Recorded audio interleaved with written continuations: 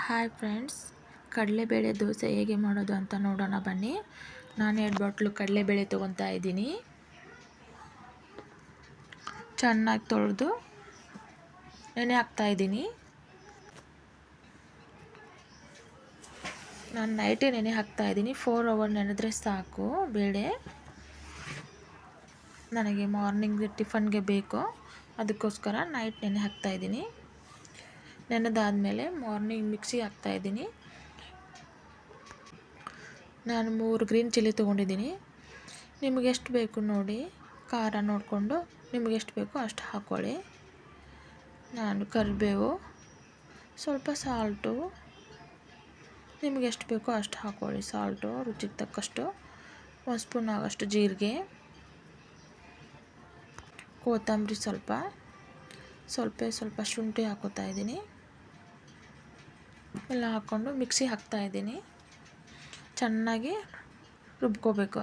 Full ಸಣ್ಣ ಆಗಬೇಕು, ದಪ್ಪ ಆದರೆ ಚೆನ್ನಾಗಿ ಬರಲ್ಲ. ಫುಲ್ ಸಣ್ಣಗೆ ಬಂದಿದೆ ನೋಡಿ, ಇಷ್ಟು ಬಂದರೆ ಸಾಕು. ಬನ್ನಿ ದೋಸೆ ಮಾಡೋಣ. ನೋಡಿ, ತವಾ ಬಿಸಿ ಮಾಡ್ತಾಯಿದ್ದೀನಿ. 1 ಸ್ಪೂನ್ ಆಯಿಲ್ ಹಾಕ್ತಾಯಿದ್ದೀನಿ.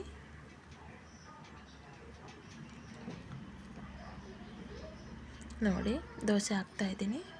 ತುಂಬ ಚೆನ್ನಾಗಿ ಬರುತ್ತೆ, ತುಂಬ ಗರಿಯಾಗಿ ಬರುತ್ತೆ, ತುಂಬ ಟೇಸ್ಟಿಯಾಗಿ ಬರುತ್ತೆ. ಒಂದು ಸತಿ ಟ್ರೈ ಮಾಡಿ ನೋಡಿ. ನೀವು ಮಾಡದೇ ಇದ್ದರೆ ಒಂದು ಸತಿ ಟ್ರೈ ಮಾಡಿ ನೋಡಿ, ಚೆನ್ನಾಗಿ ಬರುತ್ತೆ. ತಿನ್ನೋಕ್ಕೂ ಅಷ್ಟೇ ಟೇಸ್ಟಿಯಾಗಿರುತ್ತೆ.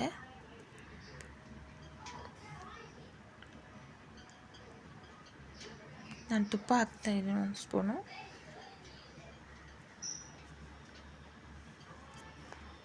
ನೋಡಿ, ತುಂಬ ಚೆನ್ನಾಗಿ ಬರುತ್ತೆ. ಆಲೂ ಪಲ್ಯ ಜೊತೆ, ತೆಂಗಿನಕಾಯಿ ಚಟ್ನಿ ಜೊತೆ ತುಂಬ ಚೆನ್ನಾಗಿರುತ್ತೆ.